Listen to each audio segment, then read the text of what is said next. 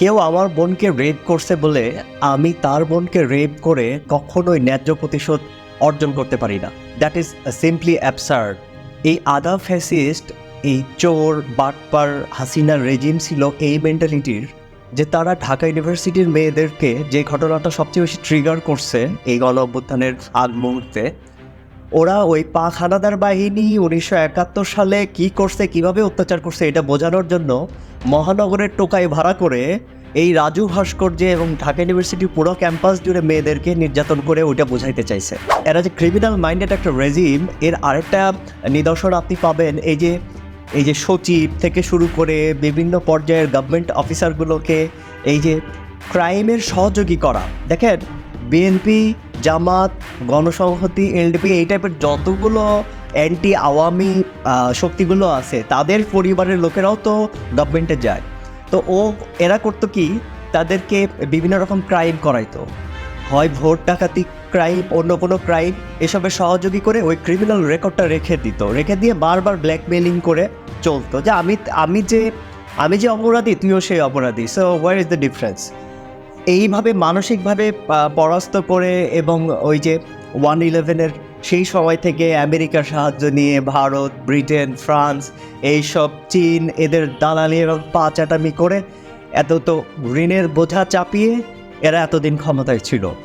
অনেকে এরকম একটা আর্গুমেন্ট দেয়, দেখবেন যে এইরকম আমরা যখন অন্যায় করব ওজনে কম দিব, এবং যখন আমরাই নিজেদের ভেতরে ইনসাফ না করবো, তখন আল্লাহ তাআলা এই টাইপের ফ্যাসিস্ট রেজিম বা এই টাইপের জালেম শাসক আমাদের উপর চাপিয়ে দেন। I totally agree with that, but এর জন্য কিন্তু ওই জালেমের পাপটা মাফ হয়ে যায় না। ওর পাপ ওর, আর আমাদের পাপ আমাদের।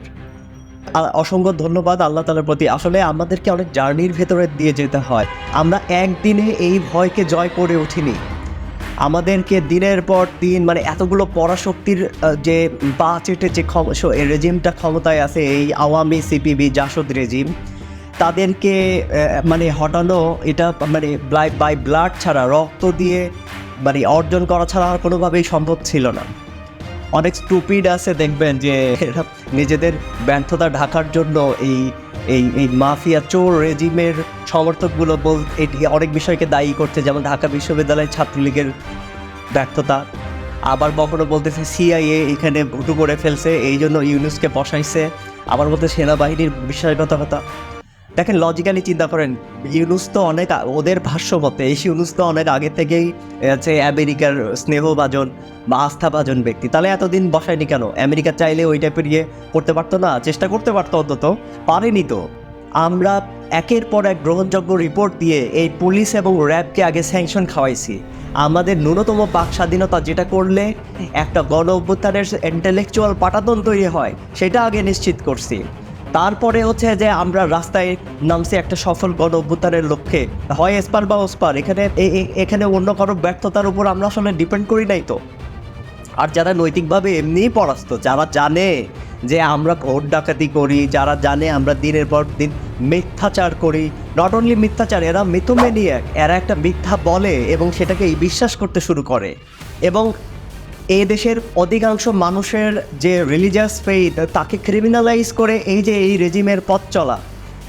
যারা ফজরের নামাজ পড়ে তারাই শিবির। এই যে ভার্সিটির হলে হলে এই টাইপের একটা সিপিবি ছাত্র ইউনিয়নের এই যে একটা ন্যারেটিভ পয়দা করা, এটাই কিন্তু ওই সজীব ওয়াজেদ জয় মার্কা ন্যারেটিভ, যেটা ওয়ার অন টেররকে সার্ভ করছে এতদিন। ন্যাটো বাহিনীর সেই ওয়ার অন টেরর, মানে আপনার মুসলিম মূল্যবোধ থাকাই হচ্ছে যে আপনার মানে মূল দোষ, মূল অপরাধ। তারপরে সে নিজেই ধরে নেবে যে এখান থেকে একটা জঙ্গি বাহিনী উত্থান হবে। যখন জঙ্গি বাহিনী সত্যি সত্যি উত্থান না হবে, তখন ওরা নিজেরাই জঙ্গি তৈরি করে ঢুকায় দিবে। ঠিক মানে MI16 যেমনটা পড়ছিল আর কি, এই কিছু সালাফি ইসলাম দ্বারা প্রভাবিত ছেলে মেয়েদেরকে অন্যভাবে নিজেদের মতো ইনডক্ট্রিনেট করে ওই ইরাকে IS বাহিনীতে পাঠিয়ে দিছিল।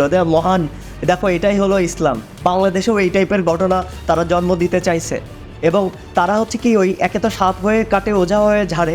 আপনার সৌদি রয়্যাল প্যালেসের রাজনীতিটা বুঝতে হবে, এবং এর সাথে আমেরিকার CIA এর রাজনীতিটা বুঝতে হবে। তাহলে আপনি সংযোগগুলো স্থাপন করতে পারবেন। সুলতান সুলেমানে যেমনটা দেখছেন যে প্রাসাদ রাজনীতি মহিলারা কিভাবে নিয়ন্ত্রণ করে। এই মোহাম্মদ বিন সালমানের মা একজন ইহুদি। বিল ক্লিন্টনের যে হচ্ছে যে চিপি দিয়া ধরছিল যে মেয়েটা মনিকা, সেও তো ছিল একজন ইহুদি মহিলা। মোস্তফা কামাল আতাতুর্ক পাশা, এই জালেবের মা ছিল একজন ইহুদি জায়নবাদী। অটোমান সুলতানকে কারা ডাউন করে দিছে? এই আতাতুর্ক, এই জায়নবাদী ফ্যামিলিতে বেড়ে ওঠা এরাই তো করছে। ফলে এই সমীকরণটা অত্যন্ত জটিল বাট কানেক্টেবল, প্রিটি কানেক্টেবল। সেনাবাহিনীর 97% সদস্য হচ্ছে যে বিপ্লবী জনতার পক্ষে আগে থেকেই ছিল। তাদের পিলখানা ম্যাসাকার কি তাদের স্মৃতি থেকে কি আউট হয়ে গেছে নাকি? এই রকম যে একটা ভয়াবহ জঘন্য ম্যাসাকার চলছে সেই 25শে ফেব্রুয়ারিতে, ওরা তো এদেরকে কখনোই মাফ করবে না, কখনোই তো ক্ষমা করেনি। ওরা তো জানে যে এটা একটা আউটসাইডার অ্যাটাক ছিল। ঠিক গাজা স্ট্রিপে মোসাদ যেভাবে ঢুকে হচ্ছে হত্যাযজ্ঞ চালায়। সো এটা সেনাবাহিনীর বিশ্বাসঘাতকতা। এবং আমরা আর্মির প্রেমে পড়ে যাই নাই, সতর্ক আছি। বাট দেখেন, আর্মি সেনাপ্রধানকে এখন পর্যন্ত বেশ বিবেকবান এবং বুঝবান একজন মানুষ হিসেবে আমরা পাইছি। এবং তার শেষ ওই যে অধিবেশন সে ডাকছিল, সেখানেও কিন্তু সে খুবই বুদ্ধিদীপ্ত কথা বলছে। সে আইয়ুব বাচ্চুর ওই গানগুলো রেফারেন্স হিসেবে দিচ্ছে তার সাইকোলজি বোঝানোর জন্য। আমি তো প্রেমে পড়িনি, প্রেম আমার উপরে পড়েছে। ইট ওয়াজ প্রিটি ওয়াইজ। সব মিলিয়ে দেখেন, এরা মারাত্মক হতাশ এবং ভগ্ন হৃদয় নিয়ে এই কথাগুলো বলতেছে যে সিআইএ এই জায়গায় ঘুটু করছে, এখানে সেনাবাহিনী বিশ্বাসঘাতকতা করছে, ঢাকা বিশ্ববিদ্যালয় ছাত্রলীগ পর্যাপ্ত ভূমিকা রাখতে পারে নাই, এই জন্য আমরা ফেল করছি।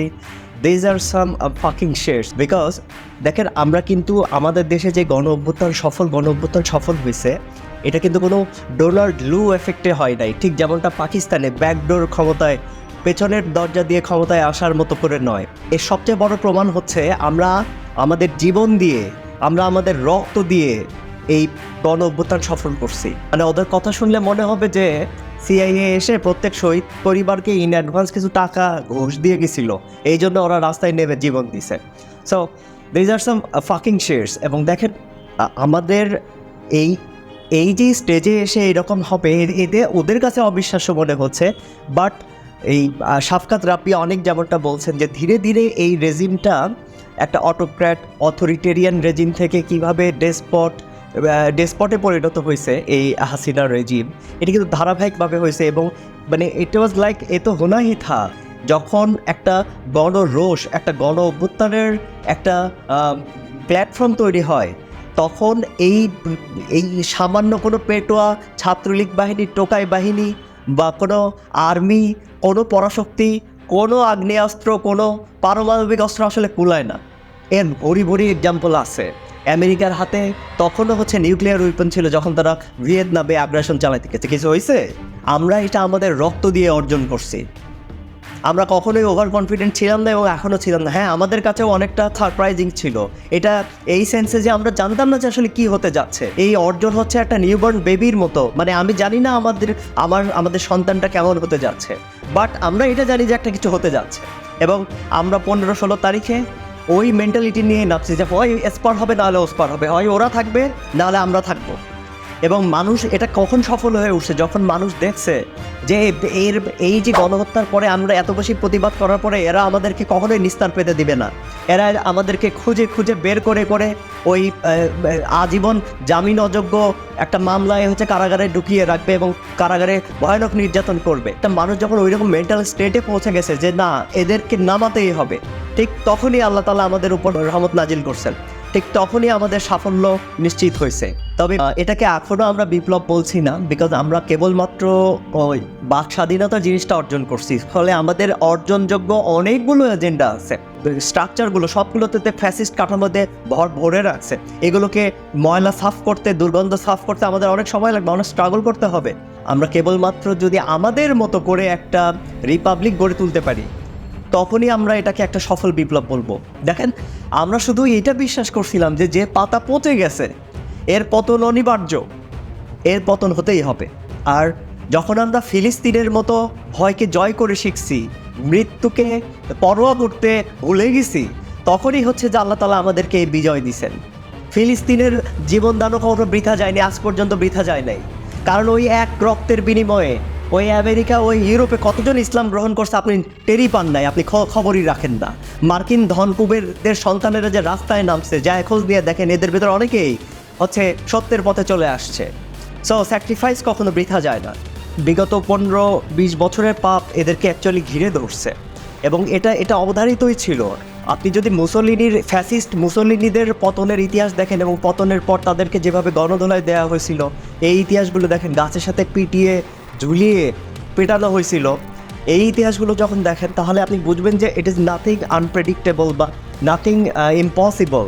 এত বেশি সারপ্রাইজিং কিছু না, এটা অবধারিত ছিল, এদের প্রাপ্য অবধারিত ছিল। যে কোনো সময় এই গণবিস্ফোরণ হতেই পারতো, এবং এটা রাইট টাইমে হয়েছে। কেন জানেন?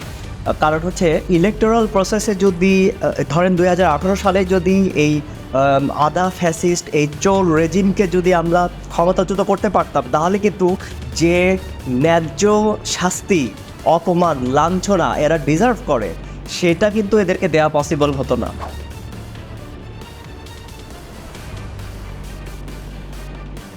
আল্লাহ যা করেন আসলে মঙ্গলের জন্যই করেন।